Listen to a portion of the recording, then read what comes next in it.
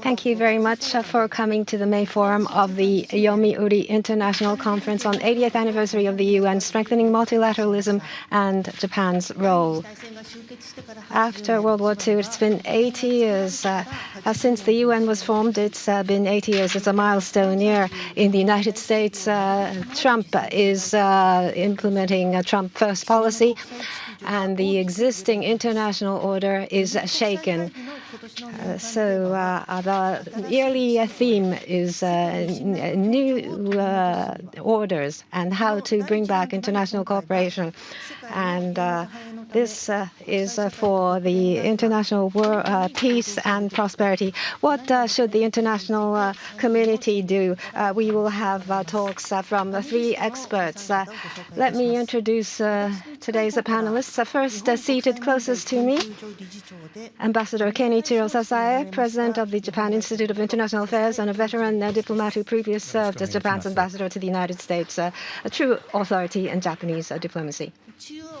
At the center is Her Excellency Ms. Melissa Fleming, United Nations Under-Secretary General, who is visiting Japan from UN headquarters in New York for the Osaka Expo and other events. The Under-Secretary General has also had an illustrious career at well-known UN agencies such as the International Atomic Energy Agency and the UNHCR, and has been active in UN organizations which are familiar to the Japanese people.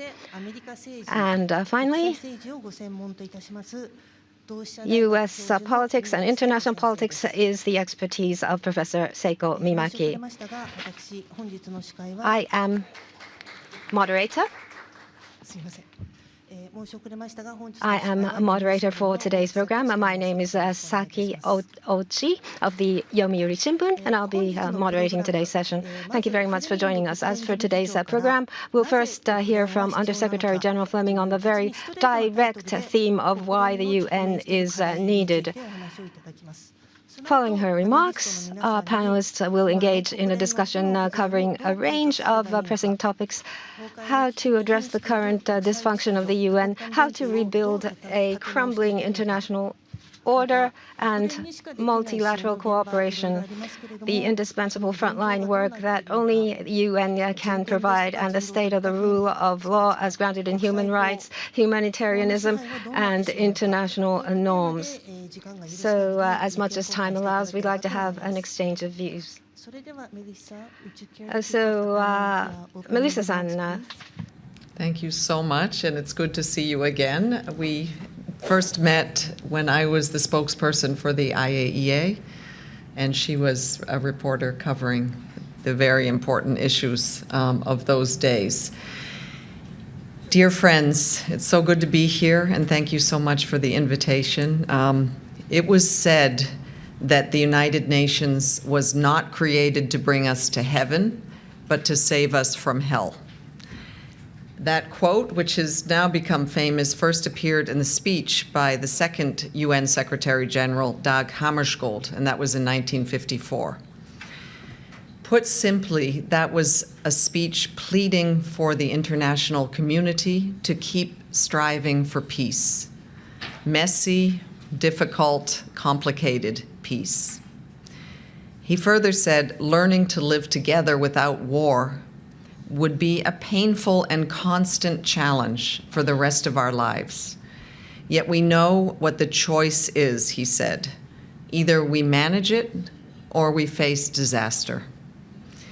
The task for the world back then was clear: avoid a third world war.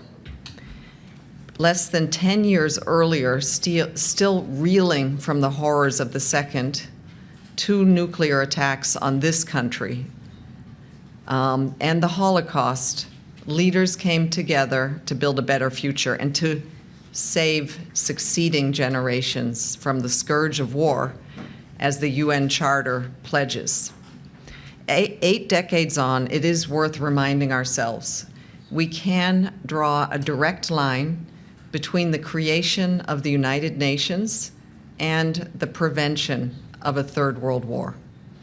And while the organization also represents humanity's highest aspirations, human rights, equality, dignity, justice, and the rule of law for all peoples. It was not created to bring us in heaven, but in order to save us from hell. So, dear friends, it is my great pleasure to join you in this landmark year for the United Nations and for this country. This year we mark 80 years since the atomic bombs fell on Hiroshima and Nagasaki. But also this year we mark 80 years since the creation of the United Nations. And it is no coincidence that these events occurred on the same year. The UN has always fought for a world without nuclear weapons. And this fight is really engraved in our DNA. And in fact, in January 1946, when the General Assembly met to adopt its very first resolution, that resolution was to agree on the abolition of atomic bombs. That fight is also very close to my heart. As I was introduced, I worked for the UN's International Atomic Energy Agency, the IAEA, and that job included advocating for a world free of nuclear weapons. And it's a refrain we echo again and again at the United Nations. Japan, of course, knows better than any other country on earth the brutal cost of nuclear carnage. And I had the privilege of meeting on Wednesday some of the Hibashikusa survivors, along with members of the Nobel Peace Prize winning organization Nihon Hidankyo. My second time meeting them, and it was a real great honor. I was so impressed by these brave witnesses who have dedicated their lives to sharing terrifying memories as a warning. These encounters will never leave me, and hearing their testimonies opened my heart also to their pain, and I was really struck by their determination to ensure that history does not repeat itself, and to remind us just how high the stakes really are. And we meet at a very sobering moment, because at 8 decades on, the use of nuclear weapons is once again no longer an abstract risk, but a real and present danger. The UN remains, I hope, a symbol of hope for all those who are urging the world to step back from the brink. And we will continue to advocate for the elimination of nuclear weapons once and for all, and to build on last year's global recommitment to nuclear disarmament. Dear friends, this is just one of the many areas in which Japanese interests closely align with the UN's core work. And this is reflected in the Japanese governments and the Japanese people's steadfast support for the UN. This country is a pillar of the multilateral system. Japan is one of the largest contributors to the UN regular and peacekeeping budgets. And unlike many other big donors to the UN, Japan always pays on time. But Japan's support, and this is very meaningful now at this time where we're seeing growing attacks on multilateralism, that its support goes far beyond funding. We have seen great leadership on the world stage and solidarity with some of the most vulnerable people on earth, urging the world to be better prepared for disasters and committing to sustainable development for all. We are especially grateful to Japan for standing by the civilians of Gaza and Ukraine, and also the steadfast support to UNRWA. I believe it's been 72 years that Japan has been supporting the UN organization that works with Palestinian refugees.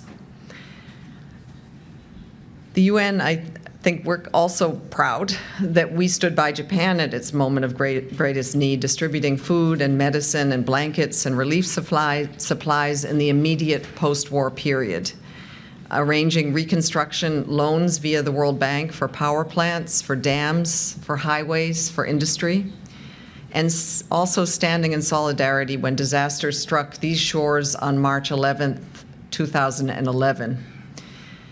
As a host of UN agencies hurried to help with life-saving aid.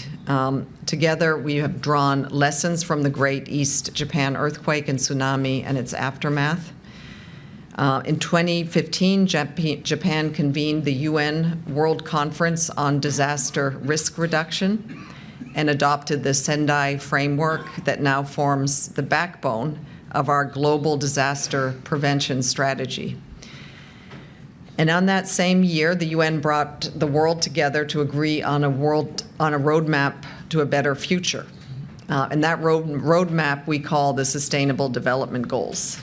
And this is our logo for them, and I am so impressed to see how many people in Japan wear the pin, even if you don't work for the UN. And the awareness around the Sustainable Development Goals, I think, is bigger in Japan than any other country on earth.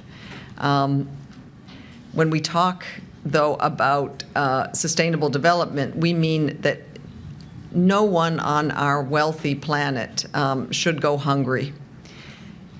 These goals also mean that no one should die from lack of clean drinking water, and no child should miss out on learning.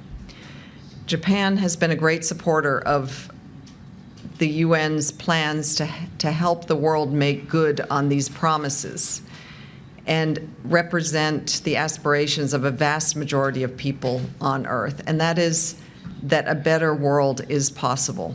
What these goals represent really is that every person on this earth could live in peace and dignity and equality on a healthy planet. A world in which those caught up in deadly conflict or suffering in the aftermath of a natural disaster are given help to survive. And I guess also imagine if you were on a ship and you saw someone fall overboard, the vast majority of us would throw a rope to save that person from drowning. I believe that the United Nations is a mechanism that we made collectively to throw that rope, to pull vulnerable people out of misery, to stabilize nations in crisis, to prevent wars, and to stop the spread of disease. So thanks to generous donors like Japan, the UN and its humanitarian partners threw a life-saving rope to 128 million people in 2023, feeding the hungry, putting displaced children in school, providing shelter and protection to families in war zones, and protecting women and girls from violence. This work is done via our UN agencies, serving all humanity year by year for the past 80 years. Agencies such as my former employers, the IAEA, which is working to prevent disaster every minute of every day. Right now, as I speak, dozens of IAEA monitors, for example, are working to prevent an accident at Europe's largest nuclear power plant, Zaporizhzhia, which is in war-torn Ukraine. It's in the east of the country, and it's caught up in the fierce fighting and is now considered one of the world's most dangerous places. Yet my dedicated colleagues are there, day in and day out, at great personal risk to protect the plant and to help it avoid a nuclear accident that would be catastrophic for millions of people. This is just one vital project and just one agency. But every year, UN agencies support tens of millions of people. UNHCR, where I worked for 10 years, and also my fellow panelist worked for 3 years with the iconic former High Commissioner for Refugees, Mrs. Masaka, and we helped at the UN Refugee Agency 117 million people fleeing war, famine, and persecution. The World Food Program, feeding 160 million people across 120 countries and territories. UNICEF, the UN Children's Fund, has saved more than 150 million lives over 5 decades with childhood vaccines. WHO, the World Health Organization, and UNAIDS helps prevent the spread of deadly diseases such as HIV and Ebola. This and so much more. And we do all of this with the help of, we can only do it with the help of responsible and accountable member states. States that are engaged and supported and that pay their assessed contributions in full and on time. States like Japan, I keep having to mention, because at a time where we're seeing huge reduction, we have to hold up as a pillar the countries that are doing the right thing. And for that, the whole of the United Nations are extremely grateful. Unfortunately, the needs in our deeply troubled world loom larger than ever. We have been urging donors to provide a longer and stronger rope to save many more people from drowning, to get food to those facing acute hunger, more than 250 million a year, and to get help to those impacted by war, a figure that includes 20% of the world's children. So 20% of the world's children are affected by war and need our help. We have 120 million refugees who need shelter. This is double what it was 10 years ago. But unfortunately, that rope is fraying. For years, the UN has been facing a liquidity crisis due to the fact that some of our member states do not pay their dues in full or on time. And now things are getting dramatically worse. So rather than reinforce the ties that bind humanity together, some donors are wielding a knife. UN agencies, along with many humanitarian and development NGOs, are reeling from severe and drastic cuts that have decimated many of those life-saving services. So dedicated humanitarians, unfortunately, are being laid off, dismissed, by the thousands. I believe UNHCR just had to cut 6,000 staff. Their programs that have been cut and whole operations shuttered. We are, of course, profoundly alarmed because of the impact that this is having on the millions of people on Earth who will be more at risk. And life is just going to be harder, the suffering is going to grow, and there will be very concrete consequences for the people we serve. We predict that there will be more preventable deaths from HIV/AIDS, from malaria, from cholera, from TB. Unfortunately, we believe there'll be more bloodshed as a result, more unrest and more war, more suffering and misery and wretchedness. There are many examples that we're seeing already, like in Afghanistan. More than 9 million people will now miss out on health and protection services. In northeast Syria, 2.5 million people in need of help will be left to suffer. And in war-torn Ukraine, 1 million people risk having their cash assistance suspended. In Bangladesh, desperate and severely malnourished children at the Cox's Bazar camp, the world's largest refugee camp, are facing reduced food rations. And in South Sudan, funding has run out for programs that support people fleeing from the horrific war in Sudan. And this is leaving border areas dangerously overcrowded. So just another point, I'm sorry to be so gloom and doom, but we also have the climate emergency that is being left to spiral out of control. And this also threatens health and peace and the survival of everyone on Earth. But we do believe still that a better world is possible. We are urging all donors to reconsider their contribution to our life-saving work, and for member states also to help us update and reform our structures to better meet the challenges of today. I know I'll be asked about this in the questions, but we have a UN80 initiative that the Secretary General has introduced. It's an ambitious and far-reaching undertaking to ensure that the UN is fit for purpose in these trying times to support multilateralism in the future. We need this reform to resolve peaceful disputes and really to uphold our system of rules, norms, and values that we all agree on. So the fact remains, though, that the severe cuts mean that the UN is going to have to pare back our work. And we're seeking ways and we're seeking donors to ensure, though, that we can keep those most essential promises in our humanitarian work, in our peace and security work, in our human rights and development work. And we are continuing to defend our common values and rally behind the rule of law. Because UN budgets are so much more than numbers on a balance sheet, they are really a matter of life and death for millions of people around the world. And our ambitions are so much more than dry reports and targets. They really are the sum of our highest values, based on the core principles of the United Nations that we will never abandon, for the good of humanity and for the good of those who are yet to come. So, dear friends, our world is facing challenges on every front, and we know that the more the UN does together to address big challenges, the less the burden on individual countries to do it alone.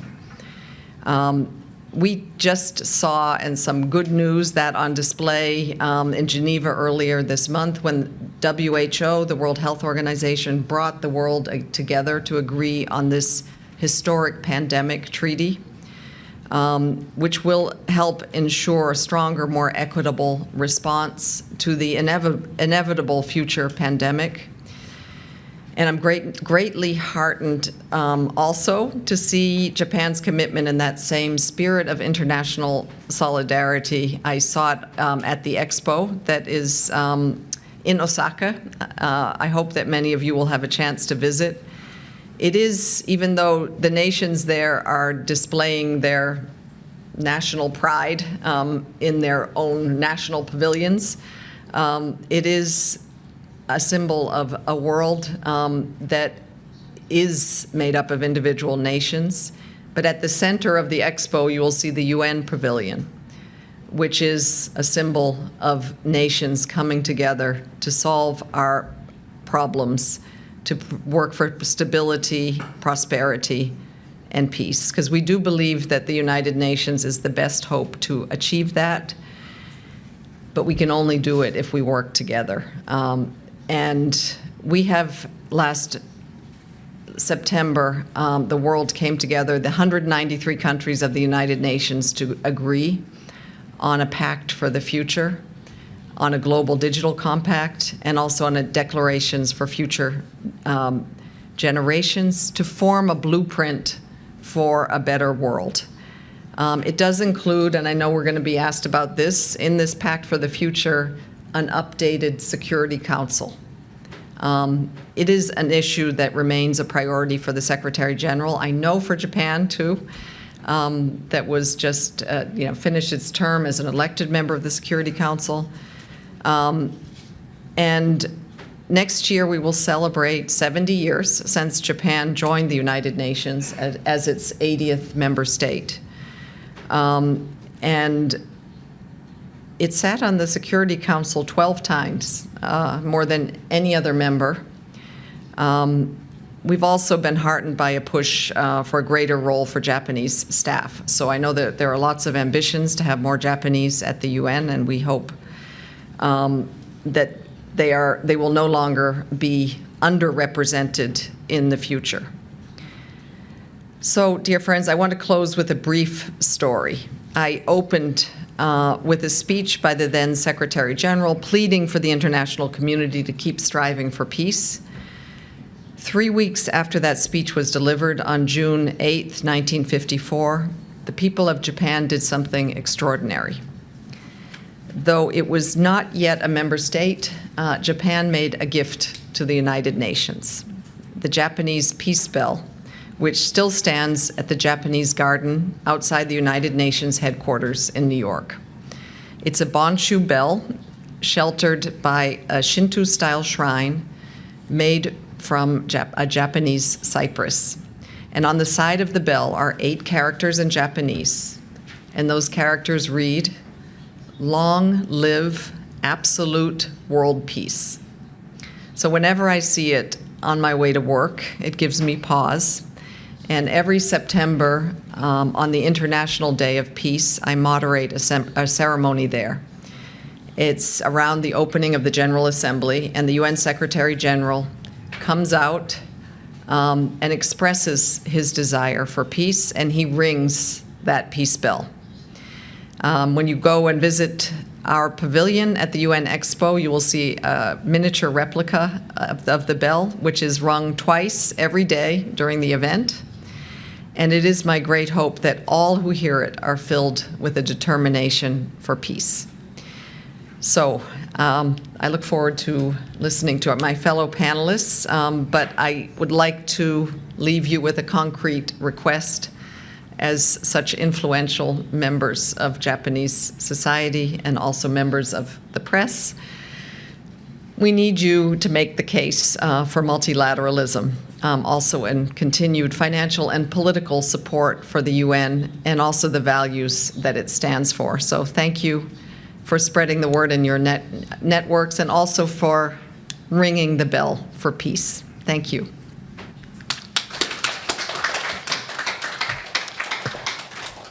Thank you very much, Melissa, for your very comprehensive and strong, full of hope, though a bit gloomy, opening remarks.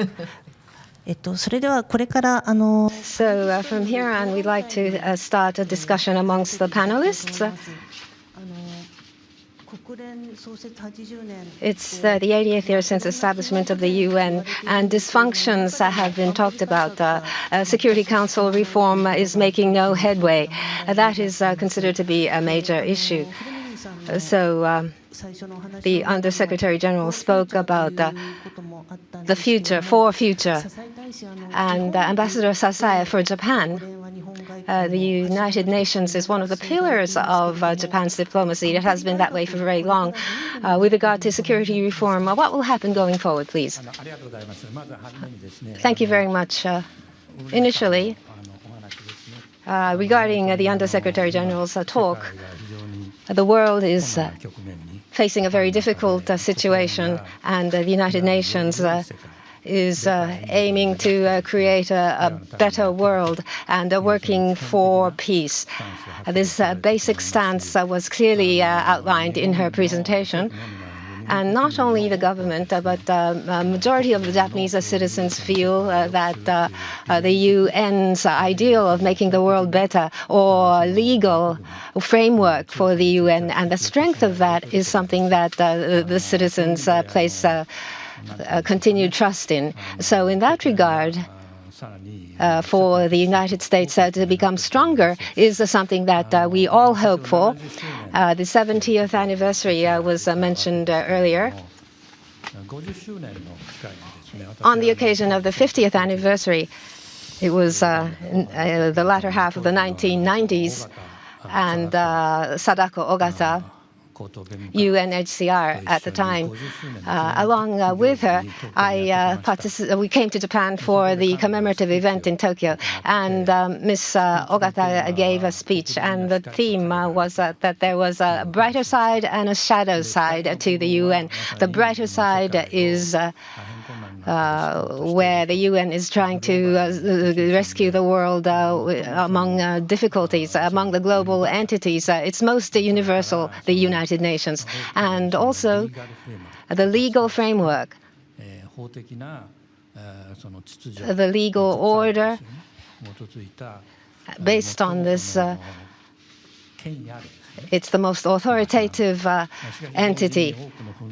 At the same time, the UN is unable to resolve many disputes, and there are many reasons for this. And basically, this is due to the problem of the Security Council. But as mentioned before, a lot of humanitarian institutions in the UN including development assistance and humanitarian assistance on the ground. The staff are scattered all over the world and working daily, and there are no other institutions that is able to do that. I think that is what Ms. Ogata asserted.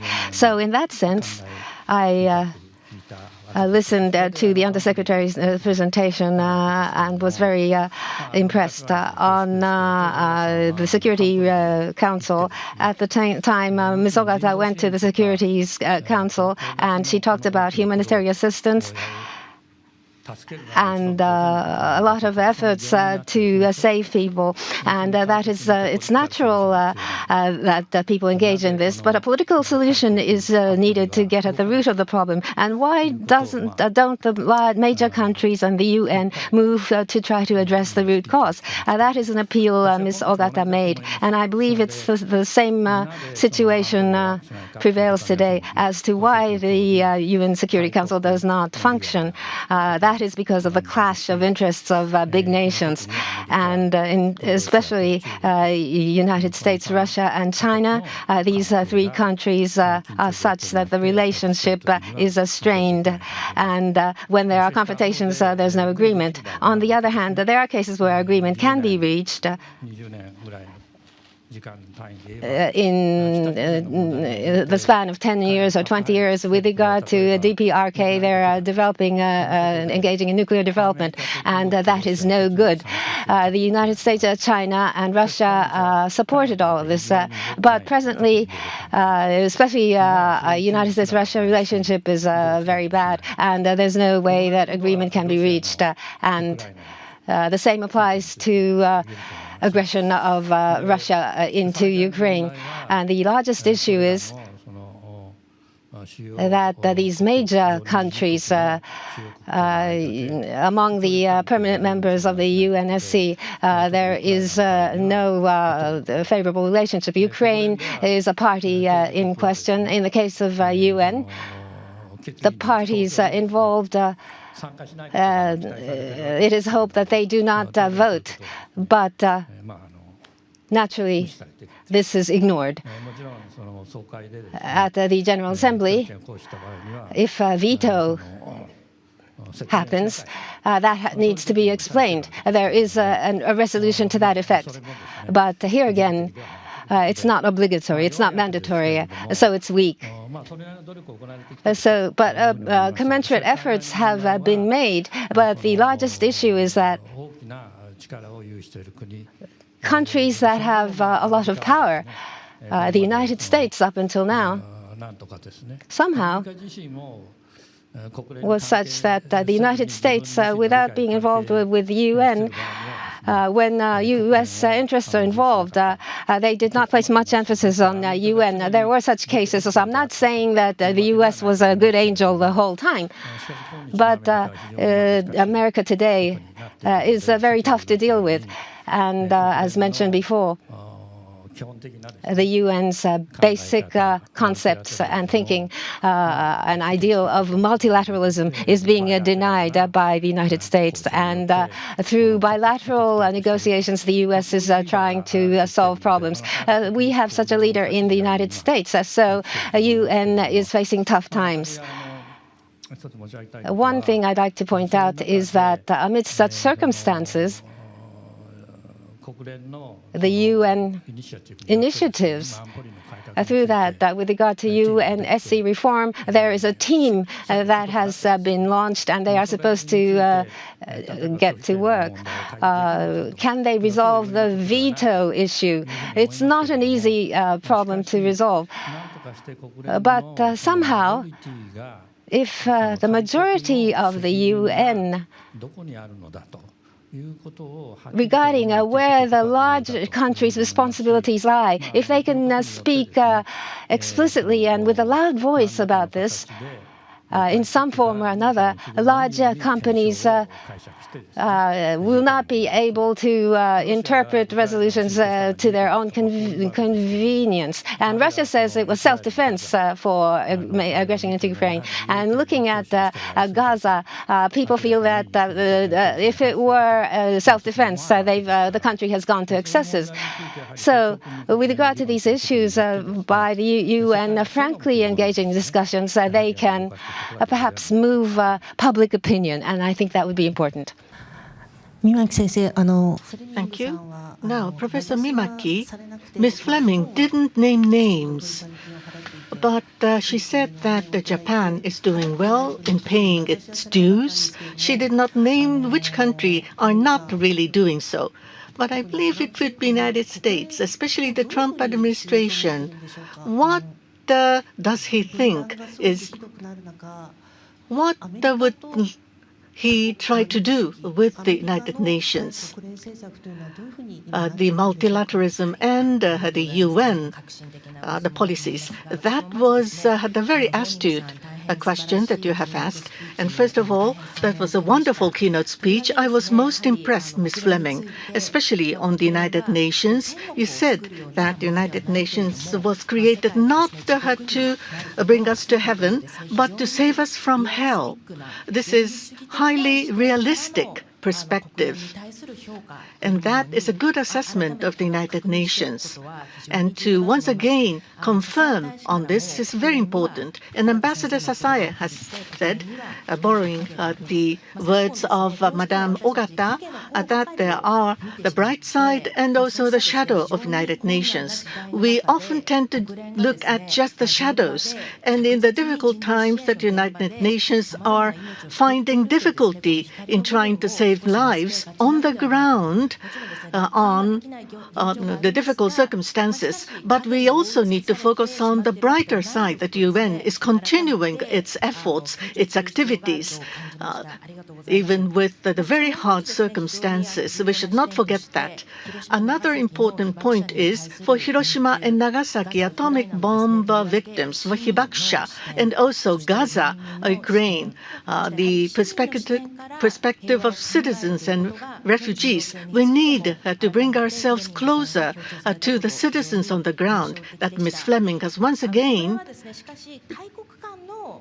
emphasized. This is something we need to be aware of. Now, in preventing the Third World War, that is the mission of the United Nations. For the past 80 years, if we were without the United Nations, this goal may not have been met. So it is quite important that the United Nations was there. But even though there are no war amongst and between the powers, the great powers, but there are many humanitarian crises, and we need to put ourselves in the shoes of the citizens on the ground, and we need to assimilate as to what kind of activities the United Nations is engaging in. In the 80th anniversary, United Nations is at a crisis. The United States, who have dedicated itself in creating the United Nations, those diplomats and those who were relevant at the time, United Nations was to be in the interest of the United States. That was the ideal, and that was the perspective of those forefathers who have created this global organization. And for the United States to be actively engaged in the United Nations was something good, something to the positive interest of the United States. And that was 80 years ago.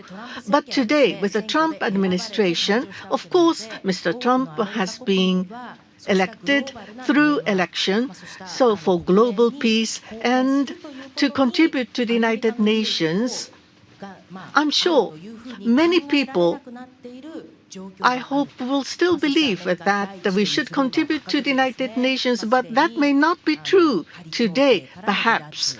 So, to try to withdraw from the WHO, from the humanitarian, the Human Rights Council of the United Nations, and also withdrawing from the Paris Agreement and not really paying its dues either.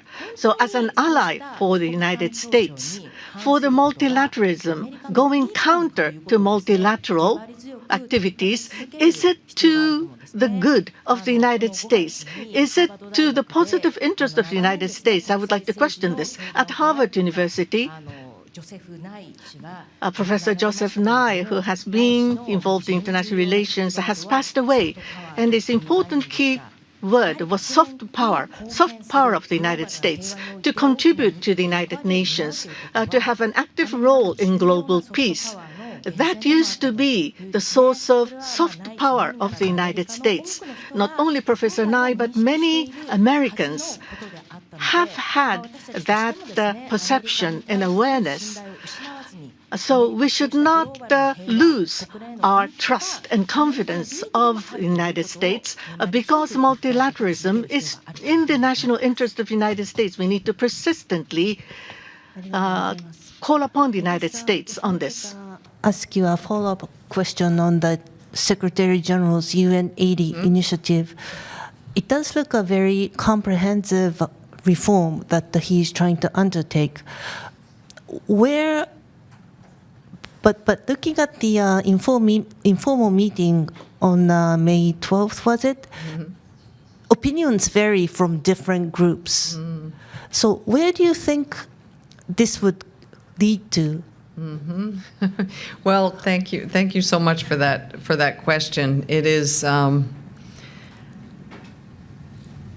the Secretary General has been working on reforms of the United Nations Secretariat since he became Secretary General 8 years ago. It's difficult to drive through change when you are governed by 193 member states. But given the situation that we have been under, as I mentioned, for years, we have had two of our biggest donors paying late or not paying, and one not paying everything that they owed. And this has left us in this liquidity crisis situation for a very long time, where we have had hiring freezes, we've had to keep many vacancies unfilled, where we've had to reduce the number of activities that we carry out. And then now with the U.S. situation, which Professor Mimaki just outlined, where we are facing our biggest contributor and one of our biggest supporters recalibrating its relationship to the United Nations, both financially as well as in terms of the areas of work it supports, and also geopolitically its alliances. So this does have an effect, and it is very possible, as the United States conducts its 180-day review of the United Nations, that it might decide to no longer financially support the United Nations. We already know that its voluntary support for many of the UN agencies has disappeared. And these are mostly the humanitarian agencies that relied on,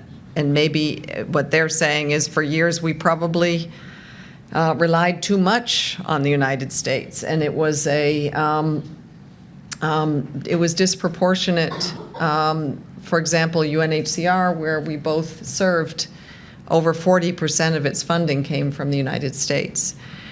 This points to, as you mentioned, soft power, but the generosity over the years of the United States, and we are appealing to them to consider, as they undertake this 180-day review, resuming its support for the United Nations system. It's such an important founding member, as you mentioned, and we need the United States as part of our multilateral role.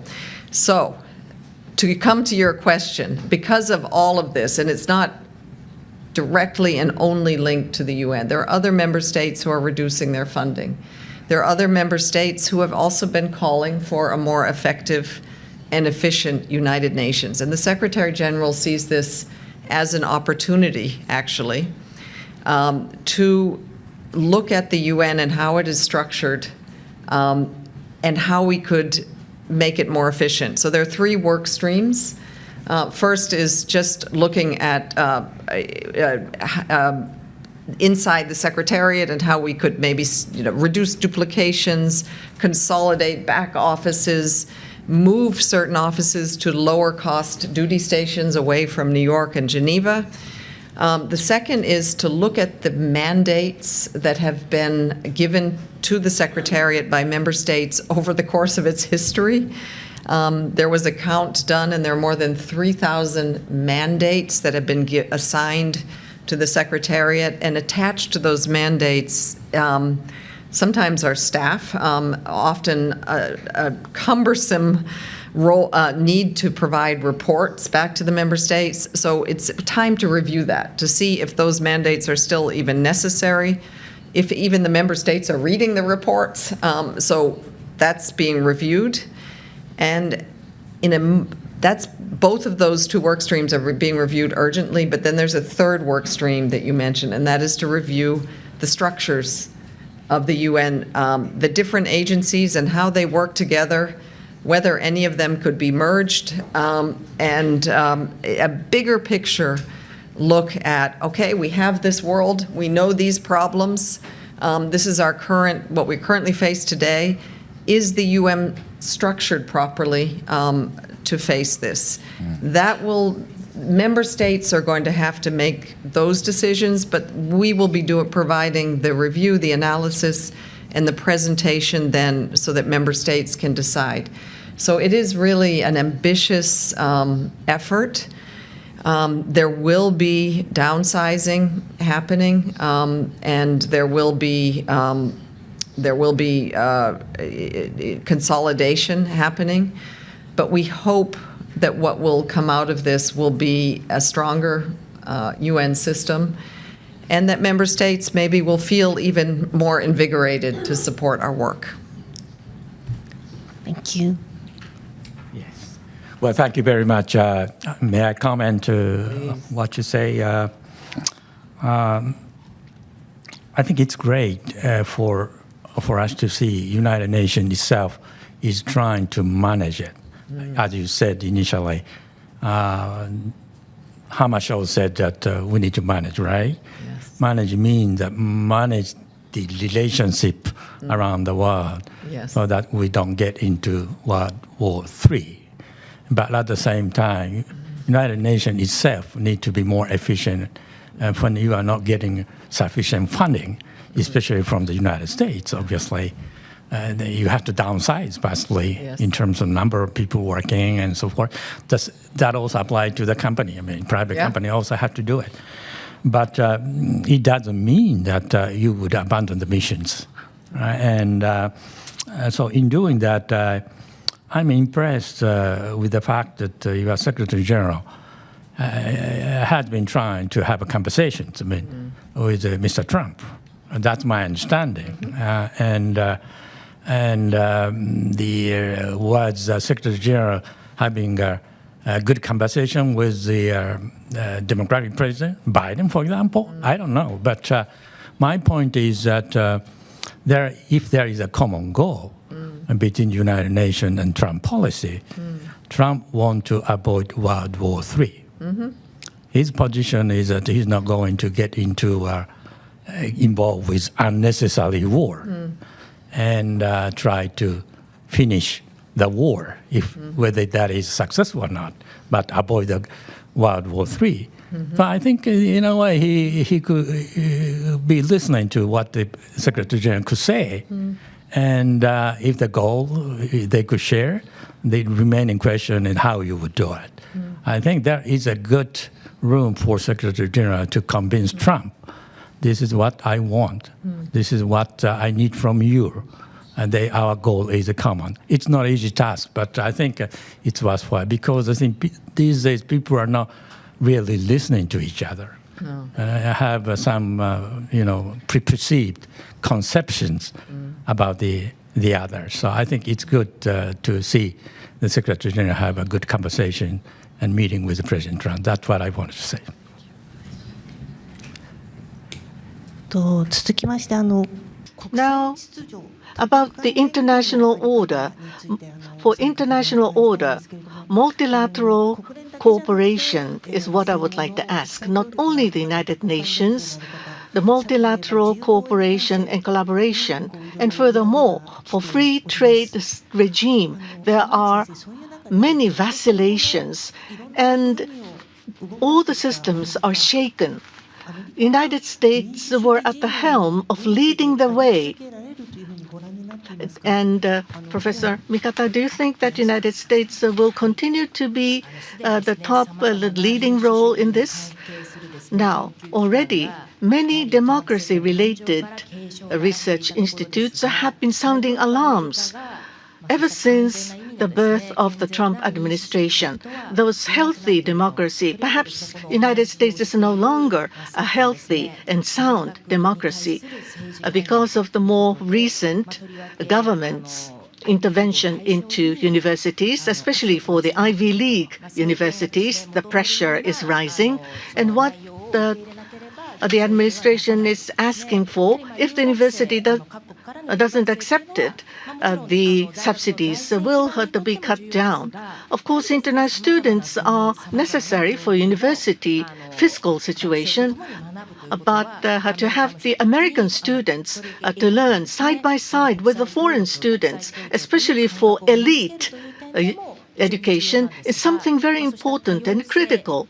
Diversity and international collaboration for universities who are trying to pursue those values. Political pressures are rising for them. And the United States, I wouldn't say it is an authoritarian country at all, but as a democracy, it may no longer be that healthy. We have some doubts. And the situation seems to be proceeding in that direction. But on the other hand, United Nations may have been overly dependent on the United States, as Ms. Fleming has pointed out. And the Trump administration is criticizing the United Nations that it is inefficient bureaucracy. And inside the country, for the U.S. government, there are many inefficient organizations. So Elon Musk has led the way in DOGE to try to cut down on the budget. But at the 100 days after the inauguration, Mr. Musk is now moving away from the government. And what the United States is discovering, that even though there may be inefficient agencies and organizations, but on the whole, the role of the government would be something essential and vital for the livelihood of the people. So DOGE is no longer that popular. So Musk is now moving away. So looking at the international community, right now, for the United Nations, there may be questions whether it is to the interest of the United States or that it is too inefficient.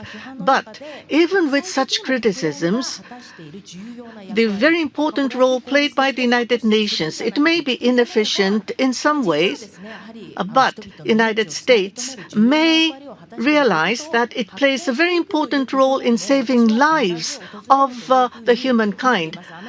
Eventually, the United States will also discover of this, because the United Nations is now one tool in the political infighting, so to speak.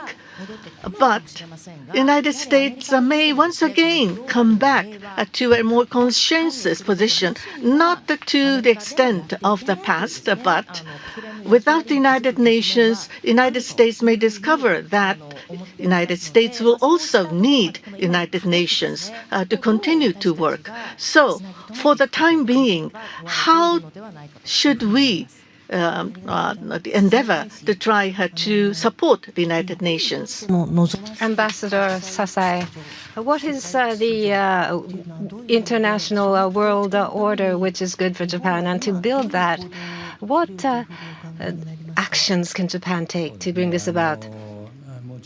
Of course, to speak about ideals, a multilateral system such as the UN, where many countries cooperate, if this functions sufficiently, And what underpins this, major countries, including the United States, Russia, and China, these are permanent members of the UNSC. And in addition to that, new countries that are gaining more power, not permanent members of the UNSC, but has diplomatic powers, which is akin to that. And for these countries to get together to do something, to create an environment, to make that possible, this should not be just words, but the interests of the countries must be taken into consideration and also to strike a balance. And what was mentioned earlier, military control,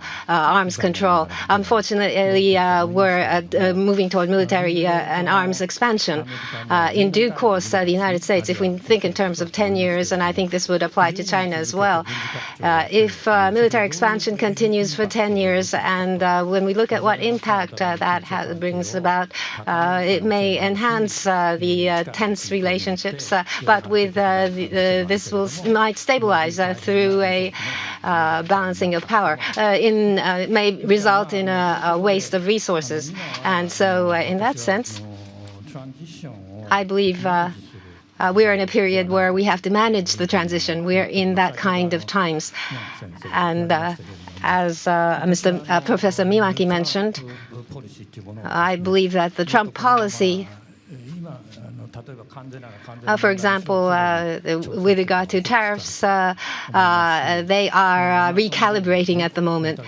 And the United States and Trump is saying that they are the world's largest military power, and they would like to continue to be so. And that's the target. Chinese military expansionism and Russia, relationship with Russia has to be reckoned. But Trump is very concerned about the U.S. economy. And if a follower to Trump thinks along the same lines, I don't know whether that's a good way to spend resources. So there may come such a time when we wonder about that. And we should not fall into a trap in the meantime. That is, we should not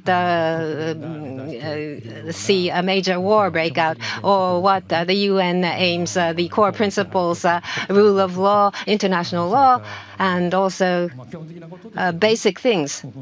In other words, a dispute resolution through peaceful means, and the personal dignity and human rights and humanitarian issues. We are receding on many fronts. WTO is not functioning in terms of dispute resolution mechanism. Maybe an alternative dispute resolution mechanism is now being created. And when it comes to climate change, the United States is not working hard on this. This will have a major impact, but that is not the end. The rest of us must continue to make efforts, and the majority of countries feel that way. So these countries, even if the United States does not function, not to throw away the mission. It's taking one step back, but then making two steps forwards among the rest of us without the United States. That is something we have to continue. And countries with a common interest must be organized, and that is an effort we have to make. And along with the United Nations, we hope that we can work together. And the other aspect is that the United Nations is a universal institution, and as such, the citizens' society and also the private sector businesses are the same way. SDGs, maybe 30% has been achieved. It depends on who looks at it. 30% may not have been achieved, but the goal itself is correct. So we should work toward the goal, whether it's water or climate change. And Trump, because Trump is backward-looking, we don't have to align with Trump. And we should somehow among the rest of us, cooperate to manage the gap left by the United States. We have to create the system and institution to make that possible, and I think that would be important. ありがとうございます。 Thank you very much. Melissa, Ambassador Sasae has just mentioned the SDGs.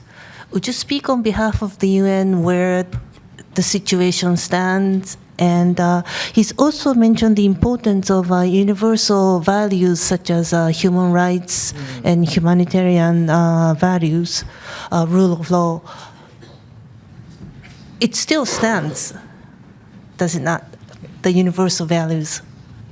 Yeah, I mean, I'll speak to that first. I think the universal values are resonating more than ever. Sometimes when you see some backsliding in some places, you see more people rallying to the values that are so inspirational and aspirational. So we are, the more we're sticking to them, and that's very clear. We believe in what is written in the UN Charter, that it's more relevant today than any time. That there is dignity in every human person. It's as simple as that. Every human person has dignity, and every human being has the right to live in peace. And we believe in equality, and we believe that we need a healthy planet to survive on. So we're just trying to deliver those messages, and those messages are contained in the SDGs. And I think one of the things that is really important for us now, because we live also in the age of social media, and in the age where social media has polarized our world and has allowed anyone to say anything, anyone to be a journalist or call themselves a journalist, people to make money off of lies because algorithms promote outrage. And we compete in that world because this is the space on which we have to communicate, although I'm so glad we still have newspapers like yours and media organizations that are pillars of factual information, fact-based journalism. But what we have is a crisis of public trust as a result of this toxic information environment. And it makes it more challenging on one hand to communicate about the SDGs, but our challenge is to stop speaking in a kind of coded language of the UN, which most people can't relate to and understand. So we're have to work and communicate on those spaces and just speak about what the SDGs mean. And they mean a lot to a lot of people. I mean, you were speaking about water, that everybody should be able to access clean water, that every child should have education, and that there should be, what does equality mean? That means lifting people out of poverty so that people don't go hungry. So I think you can make these goals resonate with everyone. I think Japan is done, and I'd like to credit my colleague here, who runs our UN Information Center. Caro, maybe you could stand up. Caro Nomoko-san. We have developed partnerships to promote the SDGs here in Japan. And as I mentioned, it is the country in which the SDGs are more known and more recognized. I think, what was the number in this latest survey? Like 90%? 92% of the population recognizes the SDGs in Japan. So that's a communications success. And the problem is they don't associate the SDGs with United Nations. So that's our next goal. But you asked the question about the SDGs. It's not just embracing the SDGs and believing in them and wanting to wear this pin. They are actual, real goals that have. We have a resident coordinator system at the United Nations where in almost every country in the world we have a resident coordinator who works with the UN country team, which works with the government to help, especially in the Global South and especially in developing countries, help governments to integrate the SDGs into their planning and into their policies, so that it is actually that it's actual government programming that will work, and to attract donors and to attract the international financial organizations, the World Bank and the IMF, to invest, because there is a very well-planned, well-executed government program and plan to implement the SDGs. COVID-19 set us back a lot. And so we're racing. There's this 2030 deadline to meet the SDGs. We're racing to, and this is one of the Secretary General's big goals, it's contained within the Pact for the Future, to reform the international financial system, to help countries who are in such debt that they are only paying back their debts instead of investing in development, in their own development, instead of investing in the transition to renewable energy, which is so important for addressing climate change, but also for our future. So it's kind of frustrating because we have the blueprint in the SDGs. We've updated them as climate change gets worse, and we have now in the UN Pact for the Future a way forward. We just need the implementation and the momentum. So hopefully we'll keep pushing, and hopefully we'll get there. Thanks. Thank you. 次に Next, on humanitarian assistance, what is happening on the ground? The UN, as mentioned by Melissa, UN plays a very important role in terms of humanitarian assistance. What is going on the ground in terms of humanitarian crisis? Oh. Could you, I mean, we see dire pictures out of Gaza every day. Yeah. What is going on? How is this liquidity crisis affecting your efforts? And also the SG has mentioned of 7 pillars in his initiative. Does this mean that he is trying to consolidate WFP, UNICEF, and UNHCR? Is that correct understanding? Okay. How would it?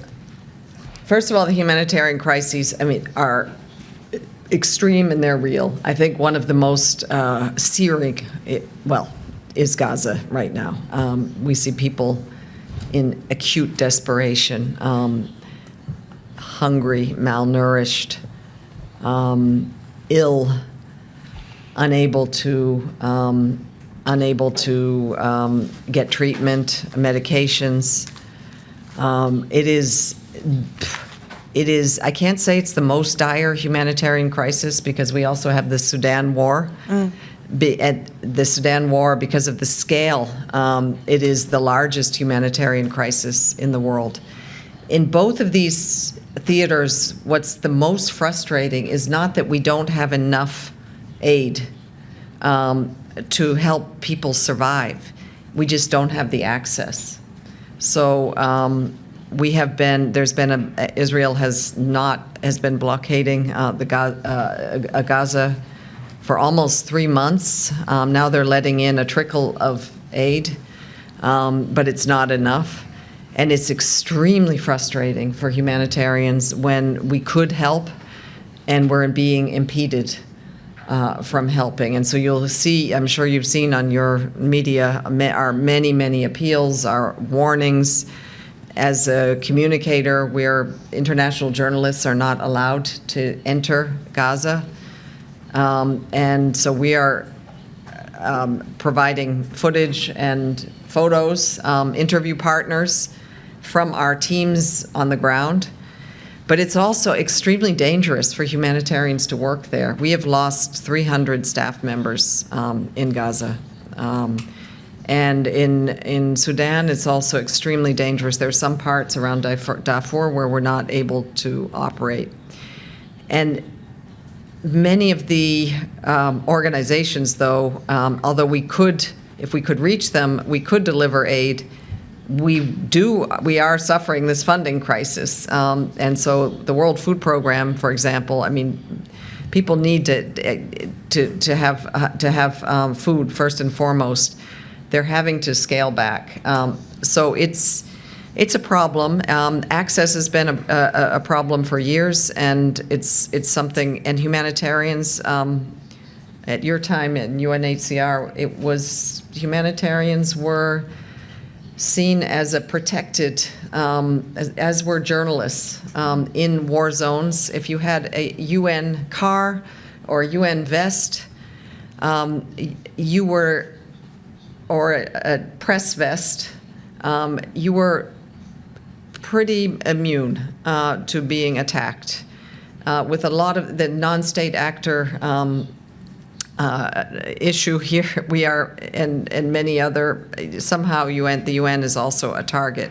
We have a social media campaign, the UN is, and humanitarians are not a target, but unfortunately they are. So we continue to work. I am so proud of my colleagues who risk their lives day in and day out to help others. But it's really, really heart-wrenching. The other question was about again, back to the UN 80, and the Secretary General really wants the work stream 3 that I mentioned about restructuring the UN to be done with the best minds, and so he's pulling together different task forces, working groups that are working, so that there can be decisions that are taken among themselves who know best. So hopefully that will work. Thank you.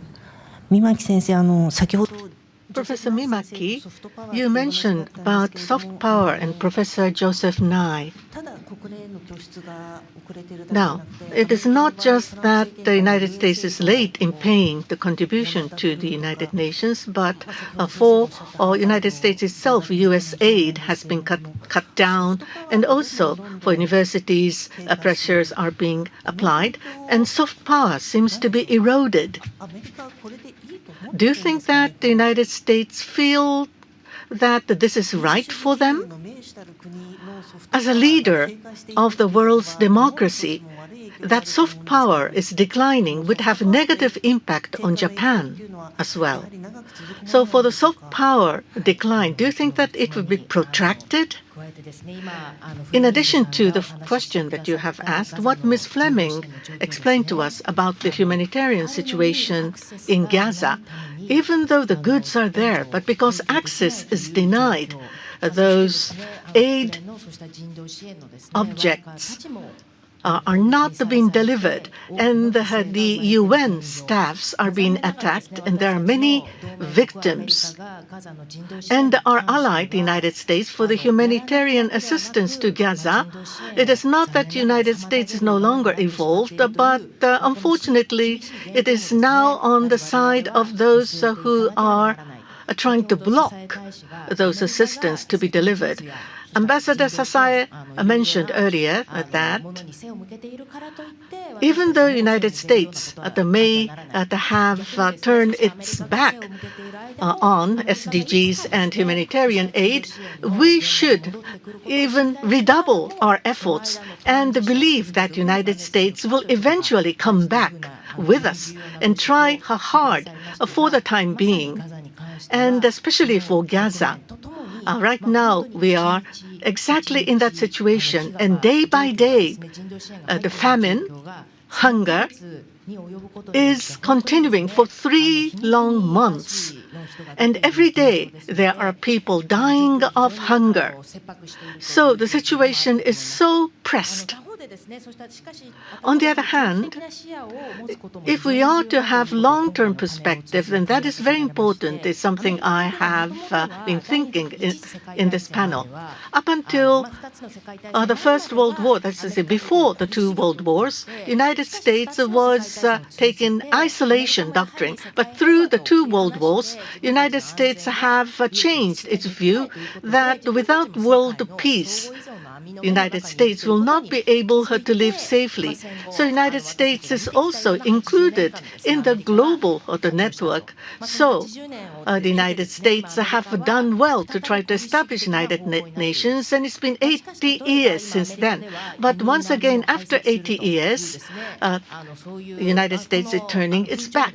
And there are the moods and atmosphere try to exclude the refugees and immigrants, and those were the forces who have chosen Trump as their president. But this is something not to be solved by just one country alone. You need a multilateral framework.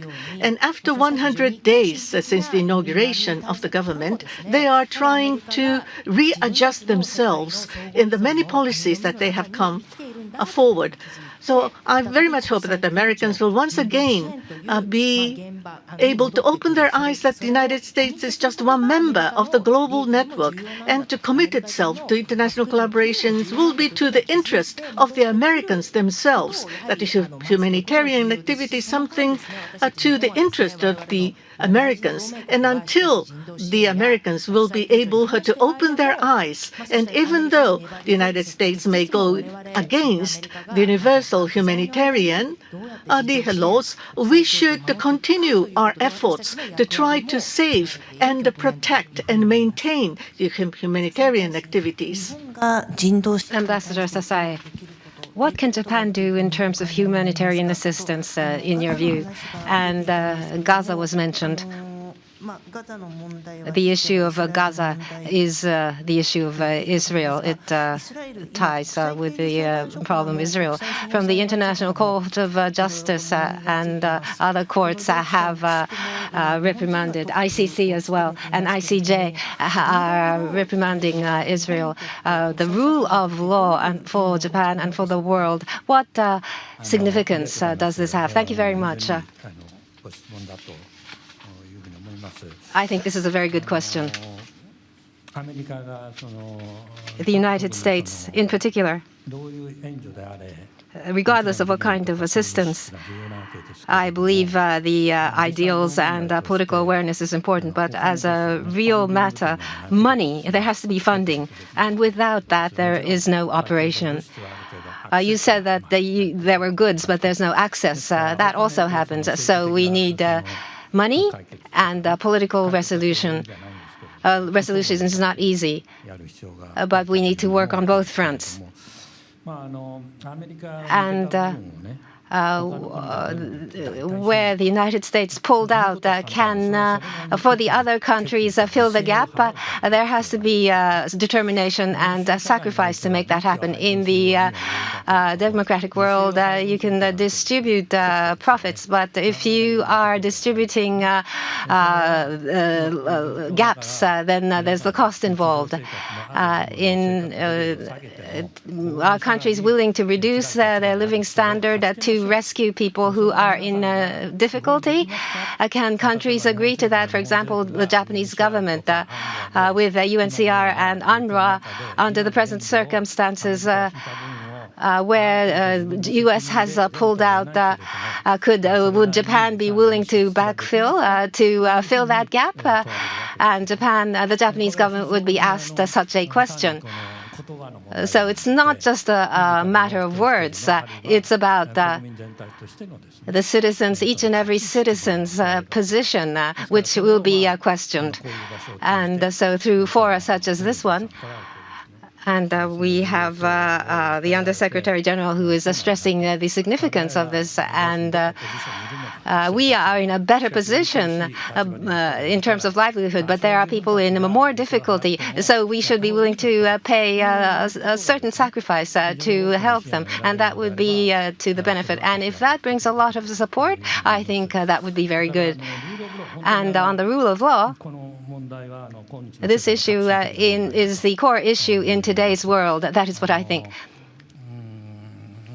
And really, as mentioned at the outset, whether it's Israel or Russia, obviously, the UN charters, of course, exemptions are given with regard to self-defense or use of military force and collective self-defense. That is provided for, but that is rather interpreted in a broad brush way. Russia's invasion into Ukraine, it's hard to think of this as self-defense and invoking self-defense. Israel, in the beginning, was perhaps self-defense. That is what it thought. But after that, a lot of people feel that they have gone to excesses. So, inclusive all of this, from the standpoint of rule of law, when you think there are excesses, that's one public opinion. But in the international justice system is very important, as you mentioned, ICC and ICJ. The Japanese are heading these entities, and it is not because of this that I mentioned this, whether it's Japanese which is heading the entities or whether it's not, for these entities to function properly is important. And unfortunately, the United States today is such that ICJ, that's related to Israel. The United States is saying that Israel is no good, and it's targeting ICJ, and they are targeting Israel to criticize. And so I'm now away from government at the moment. So I think stronger words should be used by Japan to clarify its position better. Of course, there are different positions that the government can take. It's not the immediate benefits, and it may be concerned certain people, but the major as a major proposition, this is not good from the standpoint of rule of law. If these things are belittled, evil will prevail. That is, I believe, a position that Japan can communicate. Thank you very much. Now, I personally have many questions that I would like to ask, but only 9 minutes to go. So I should ask all of you for your parting words. 3 minutes each. There is a very small clock over there, so less than 3 minutes each. Now, of all the global issues, what is the most concern for you, and what the United Nations could do or international society could do? AI, nuke, if you could raise one global issue that is dear to you, one reason, within 3 minutes. So if Mimaki sensei, Sasae Taishi, and then Melissa. Thank you very much. There are all sorts of global issues, but the Trump administration's position, negative position vis-à-vis the climate change issue. Many cuts are made, but the largest cuts are seen for the climate change countermeasures, and the United States is turning its back. And according to the WMO, so a 1.5 degrees increase is about to happen. It is in a critical situation. And Ms. Fleming has also mentioned about the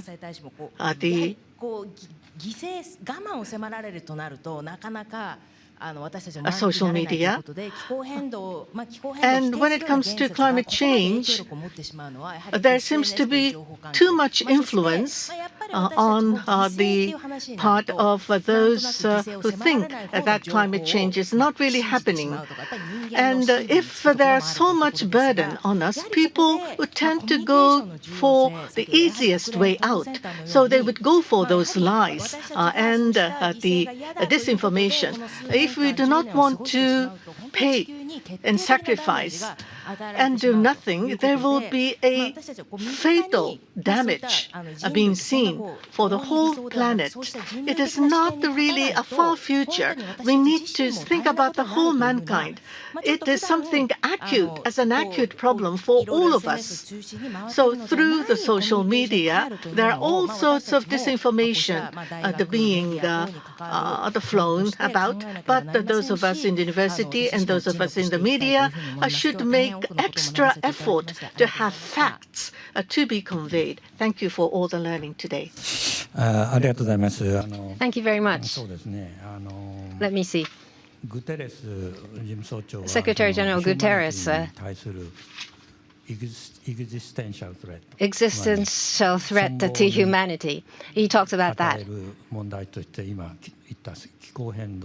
Climate change and nuclear war and AI are things he's listed. The three things have to be processed properly, otherwise humanity will be destroyed altogether. He issued a warning and he said something to this effect. In all of the cases, I believe the causes are different, but a major crisis can occur, and the worst is when the three things happen at once, and the Earth would come very close to total destruction, and we need to do something before this happens. And what is important is that I believe presently there's a lack of dialogue with regard to different matters. For example, the nuclear issue.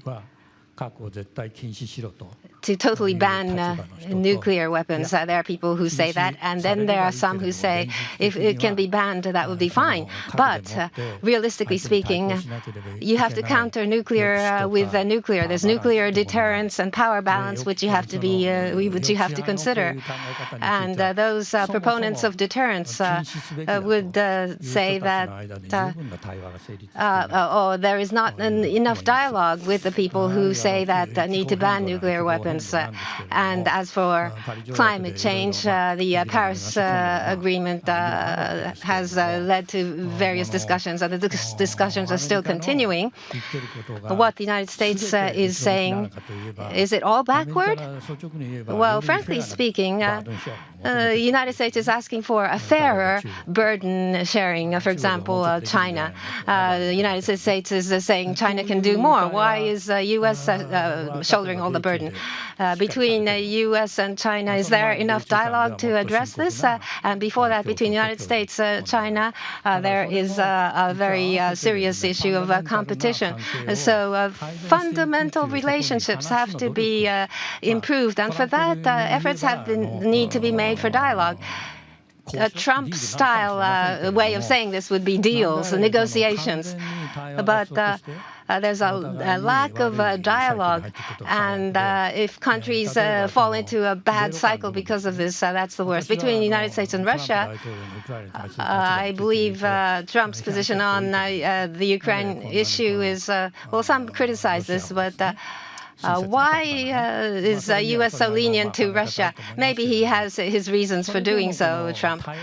But at least he's engaging in dialogue. He's not saying I'm not saying everything is good, but in the case of the previous administration, there was a confrontation between U.S. and Russia, but I question whether there was a proper dialogue, and so there are such issues, and I feel that with regard to the present Trump administration, in terms of rule of law and the liberal agenda of the United Nations, I don't believe we should think everything is negative about Trump. What Trump is trying to do is such that what the United States has been doing in the past, that is bearing excess burden, he wants to do something about it. And so we have to take this into consideration. And then think about what is a better way of burden sharing. A dialogue for this purpose is necessary. And to promote such a dialogue, I believe Japan should make the effort. And there are different fora for this, UN and G7 and EU might be brought into the discussion, and the UN and the United States, or UN and major countries' dialogue is something that should be increased in a visible way. The Secretary General is very busy and he's attending different conferences, G20 and other conferences, COP. And for the United Nations to function as a facilitator of a dialogue is something that Japan should back up. And I think that is what we should do. Thank you. Your closing remarks, please. Well, we talked about climate change. I agree, existential the threat, and also the need for dialogue. It's the only way. I will touch on the other existential threat that the ambassador mentioned, and that is AI. While we see enormous opportunity in AI applications, even in accelerating the SDGs, in healthcare and education accessibility, for example. We are really worried about the rise of generative AI tools that really have made it easier and also cheaper for disinformation actors to spread lies, to spread hate, or even if it's just innocent, that generative AI is trained on the internet, and the internet, as we know, contains a lot of good information, but it contains a lot of bad information as well. We've also seen the tendency of AIs to hallucinate and to even produce kind of false research papers when asked. One example was around climate change. So we're already in a world where people don't trust the information that they're seeing, and we're very worried that that AI is going to make things much worse. There is the ability now for deliberate disinformation actors to create deep fakes that are so convincing and so personalized that even seasoned journalists or fact checkers are unable to really distinguish whether this is real or not. I was heartened to see some initiatives here in Japan to authenticate the originator of AI content, and so I think it's a race against time for facts, for science, and for the truth, because without that foundation, all of the rest becomes even more difficult. Thank you very much. It is now time, so we'd like to close the May Forum of the Yomiuri International Conference 2025. Could we have a warm round of applause for the panelists, please? Thank you very much to all. ありがとうございました。